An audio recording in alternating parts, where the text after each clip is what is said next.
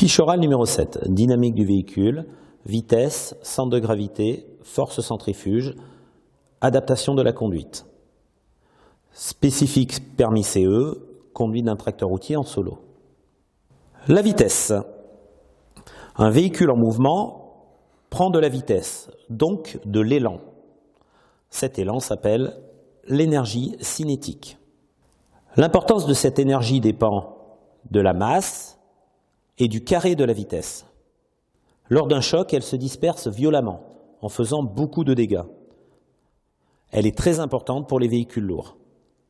Dans tous les accidents, la vitesse est toujours un facteur aggravant. Les accidents dans lesquels sont impliqués un poids lourd sont toujours plus graves. Par exemple, dans les accidents mortels avec un poids lourd, on compte 70 tués dans les poids lourds contre 500 tués dans les véhicules légers ou le piéton. Le centre de gravité maintenant. On peut le définir comme le point d'équilibre du véhicule. Il est au départ déterminé par le constructeur qui le positionne le plus bas possible. Il va ensuite bouger en fonction du chargement. Plus il est haut et instable, plus la conduite est difficile. Il peut y avoir du ballon d'avant en arrière ou de droite à gauche, pouvant aller jusqu'au renversement du véhicule. La force centrifuge. La force centrifuge est une force qui attire le véhicule vers l'extérieur d'un virage.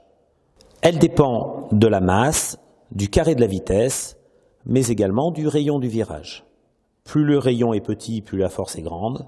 Plus le rayon est grand, moins la force est grande. Elle peut surprendre le conducteur en modifiant sa trajectoire. Adaptation de la conduite. Il faut adapter sa conduite au système HVE, c'est-à-dire à l'homme, au véhicule, mais aussi à l'environnement. Adaptation de la conduite à l'homme. Il faut l'adapter par rapport à son expérience, son état de fatigue par exemple, mais également par rapport au véhicule. Type de véhicule, type de chargement. Pour ce qui est de l'environnement, on adaptera sa conduite à l'état de la route, à la météo, à la visibilité.